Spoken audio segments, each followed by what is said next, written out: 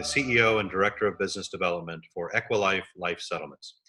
We are a California investment company working with financially qualified California investors with an alternative investment known as life settlements. Today, I would like to give you a high-level introduction to the asset class and our offering to see if perhaps it's something that might make sense for your IRA or Roth IRA or other investment as a hedge to your primary holdings.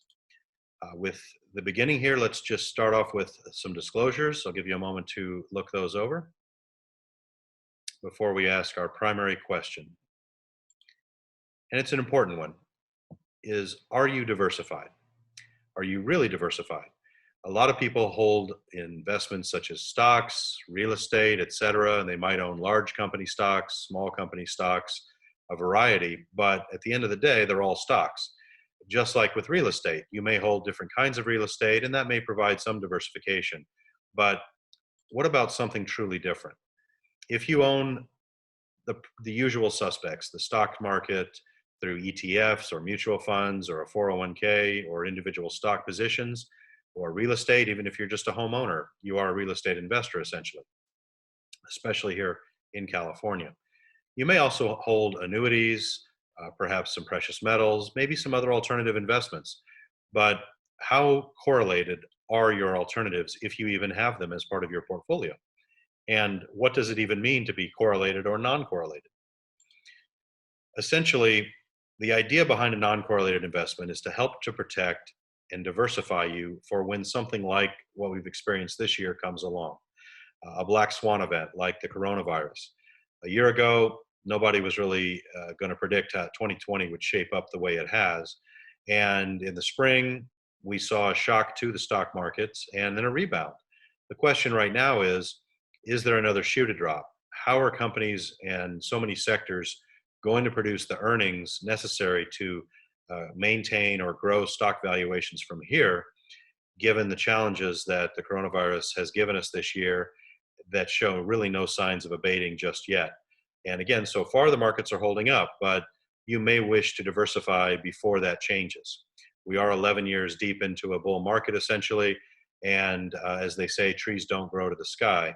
And so you may wish to consider an alternative investment.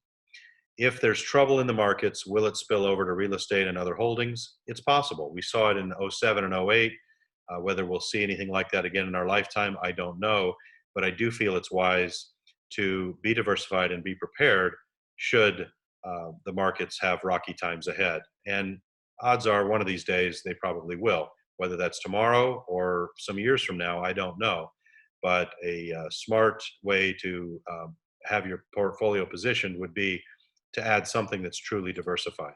And so what's the solution? Well, we believe we have an excellent one, and it's a solution that investors like Warren Buffett, Blackstone, national pension funds have utilized for many years as a hedge to their primary holdings. Then what we're going to talk about today is probably of interest to you.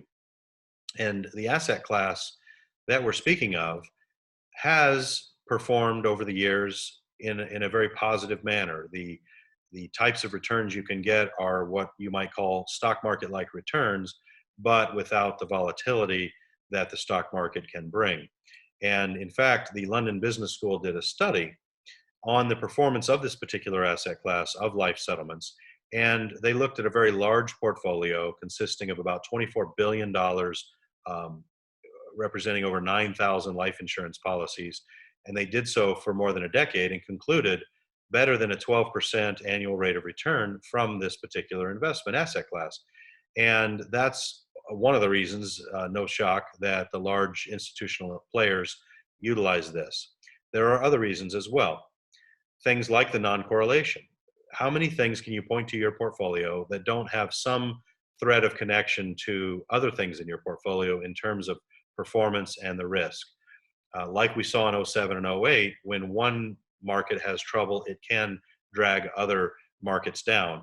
And we don't want that if we're managing a portfolio. And as an investor who is taking the time to educate yourself on different investments, you are the one really in control of your money. As they say, nobody's going to care more about your money than you do. Therefore, I first compliment you for taking the time to educate yourself, but you need to keep in mind the risks and the correlation among the different types of investments in your portfolio. And to that end, if you can invest in something that has really no connection to all the risks that all the rest of your money has returned attractive market-like returns without the wild stock market ride. And by the way, these payouts are coming not from EquiLife, not from me, but from some of the largest, strongest, oldest companies in the world, namely US life insurance companies. And it's not a matter of if these are going to pay out, it's a matter of when, because they are linked to life insurance death benefit payouts. And last I checked, nobody lives forever. As Benjamin Franklin is famously quoted as saying, the two certain things in life are death and taxes. And with your IRA or Roth IRA, if that's the kind of money that makes sense for you to make this sort of investment, if it's appropriate for you, you can at least address the tax component of that in a more favorable manner. So let's take a step back and find out what is a life settlement. If you're not familiar with this concept, it's the term given when a senior, typically someone in their 70s or 80s, sells their life insurance policy. Out of the trillions of dollars of life insurance that is issued, a small portion, but it's still a meaningful number, billions of dollars worth of life insurance is disposed of every year. And now most people that get to an age where they feel that they either no longer need, no longer want, or no longer can afford their life insurance policy, they really have three options, but most people only know about two of them. And that is, the first option is if they stop paying their insurance premiums and they don't have any cash value built up in the policy, they basically lapse the policy. It's like throwing it in the trash. They paid into it for a bunch of years, stop paying, they no longer have the death benefit, and they no longer have the policy, and so they lapse the policy. That's option one. Not very good if you're that senior who's throwing that policy in the trash. Option two would be if you do have some cash value built up, you can surrender that policy back to the insurance company that issued you the policy originally for the cash surrender value. Well, typically, that's going to be a small portion of the amount of money you've paid into the policy over the years, and it may not be a way to maximize the value from this asset that you have. Therein lies the third option. The smart senior knows that they can sell their policy to investor groups, whether that be Blackstone, whether that be Warren Buffett ultimately that owns it, or whether it be EquiLife. That's another option.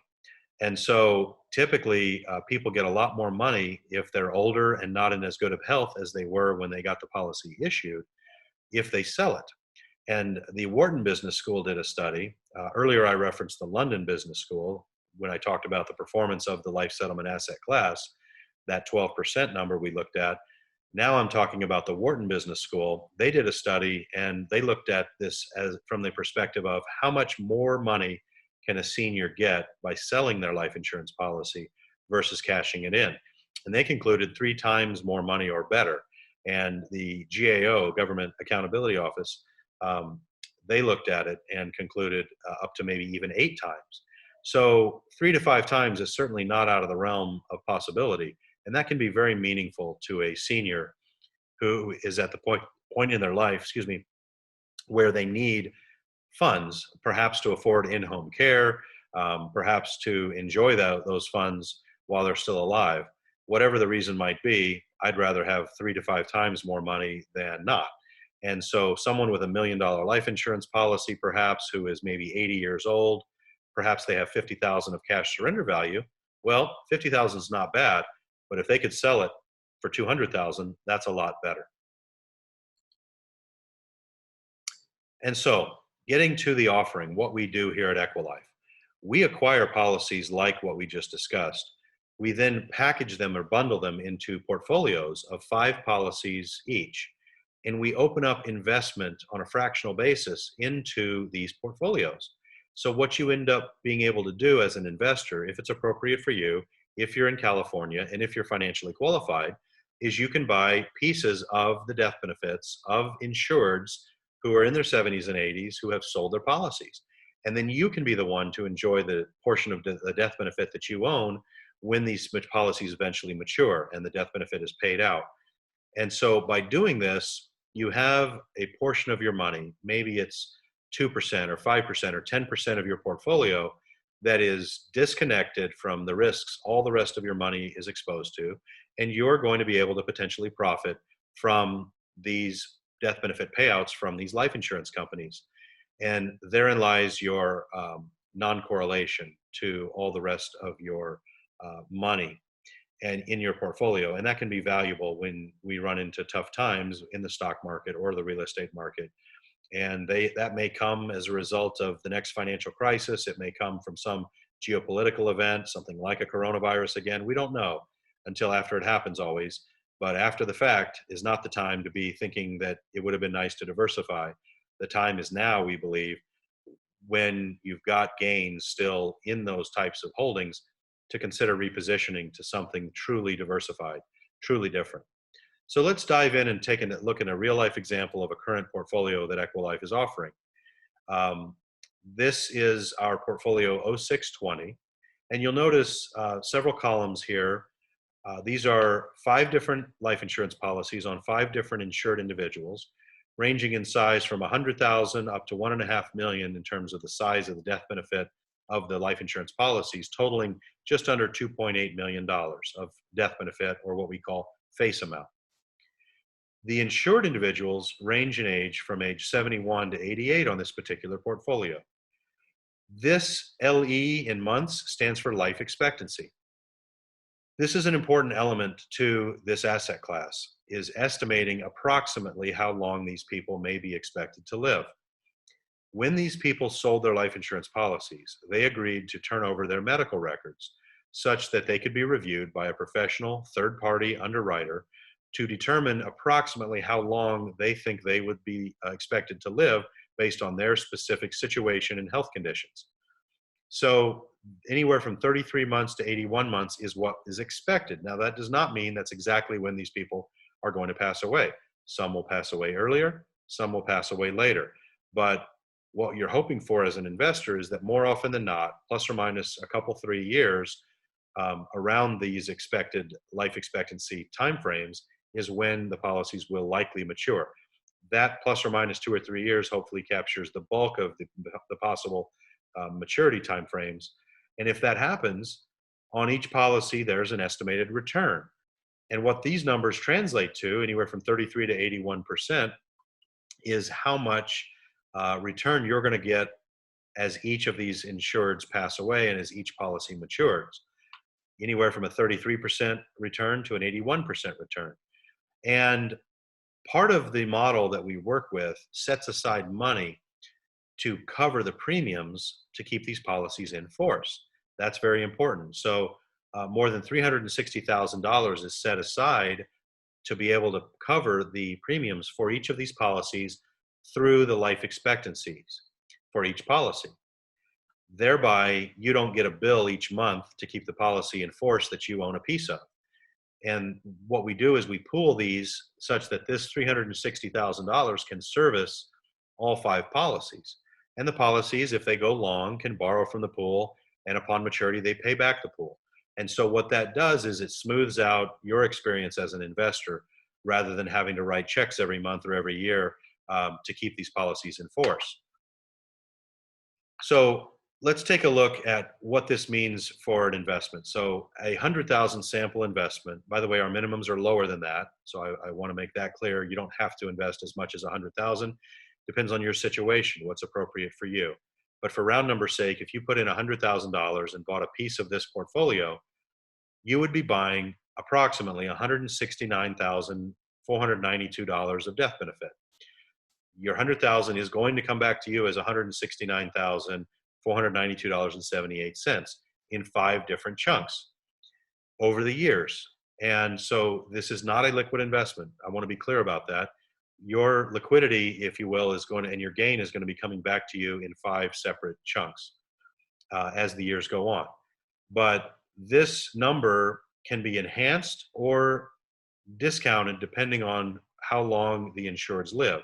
If that premium reserve pool that I pointed to earlier, that 360,000 number, if there's money left in that and the last person in this pool passes away, your fair share of ownership of that excess money comes to you and would be an enhancement to this approximately 69.5% return on this particular portfolio.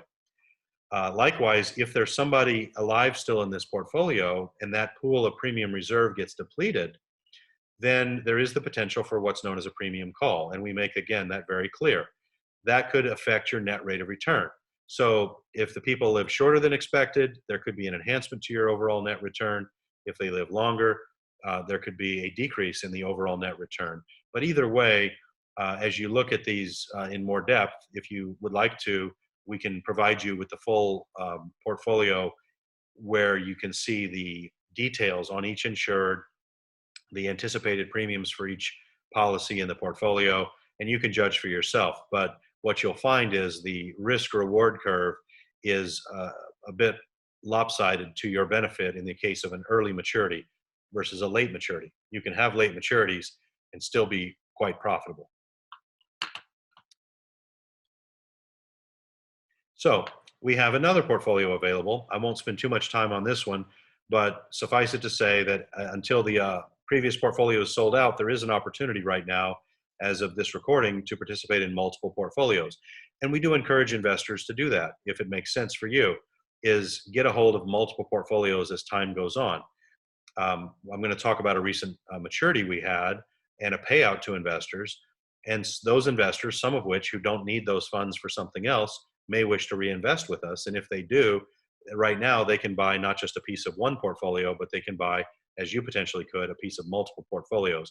In general, we believe more diversification in terms of the number of policies held is probably a smart way to invest. So this particular portfolio has a slightly shorter life expectancy set on a weighted basis and has approximately a 63.5% return, such that 100,000 invested would come back as $163,500 approximately. But remember, I mentioned our minimums aren't 100,000. You could invest with cash as little as 10,000, or with an IRA or Roth IRA investment as little as $25,000. But if we just lop off a zero here and move the decimal point over for a $10,000 investment, that would come back to you as $16,352 approximately. And I want to make that clear that you don't have to have 100,000 that makes sense for you in order to participate. Our minimums are lower than that. So what happens when a policy matures early? Well, you get what our investors in portfolio number 1219 did when policy A recently matured. They're going to enjoy, depending on when they invested, better than a 70% annual percentage rate because they got their 59% return in only 10 months. And some people, depending on when they invested in that portfolio, got an even higher annual rate of return because of that. Maybe that for them it was only 7 or 8 months. But what this early maturity does is it leaves additional funds available that didn't get used because the premiums that were set aside for policy A, this $30,000 you see, are now available to the other policies in our portfolio, thereby lessening and delaying the chance of a premium call. So any early maturities you get to enjoy as an investor help also on the other side. I want to point out another thing by showing you the actual maturity check coming from Mutual of Omaha on this particular payout. This policy was a $481,000, $481,395.87. But you'll notice, who was it paid out to? It was paid out to the trust that EquiLife utilizes through First Western Trust.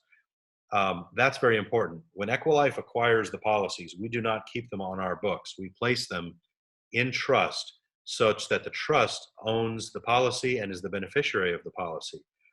That's important because if we had them on our books as EquiLife, life settlements, and something happens to our company ever down the road, you as an investor could be affected, and you don't want that, and we don't want that. So by utilizing this third-party large trustee and bank holding the policies, what you own as an investor when you invest with EquiLife is a piece of the trust that owns the policy. You have a certificate of beneficial interest issued by First Western Trust. That's essentially your ticket to get paid. And so if you were an investor in this particular policy and you're getting your money back, you're either going to get a check in the mail if you used cash, non-qualified type of money, or you're going to get money put back into your IRA club, um, self-directed IRA, either a regular IRA or a Roth. So, if this all sounds interesting to you, we invite you to take a deeper dive. But essentially, in summary, you're looking at an investment that is going to provide some real diversification. It's going to be non correlated and it's going to stay non correlated no matter what the stock market throws at us, no matter who gets elected, who doesn't get elected, what crisis hits. Unless we find ourselves in a scenario where insurance companies cannot pay out their death benefit claims, and I would argue if that happens, we all have bigger things to worry about. And so, if all of this makes sense for you, we invite you to take a deeper look, get in touch with us. We can help. Our minimum investment, as I mentioned, is $25,000 for an IRA investment or Roth IRA investment. If you already have an IRA club account, for example, it's going to be easy. If you don't, we'll help you set up that account. And I do want to make a point, too, that for each $25,000 that you invest with us, we will pick up the setup costs and 2 years worth of IRA club fees for you for your account. And that's a nice enhancement if you're going to use qualified funds. And it's all very quick and easy, and you'll see plenty of information disclosed to you before you ever decide whether or not this is an appropriate investment for you. And we'll help you work through and understand all that. And if you think this is right for you, we'd love to help you. Thank you again for taking the time today to investigate the world of life settlement investing, and we look forward to helping you. The information contained herein is intended to help the viewer successfully navigate common IRS and Department of Labor requirements to help achieve successful results from their IRA. The information is not intended to replace information from your legal counsel or income tax professional. IRA Club does not offer or sell any investment. All investments have risk.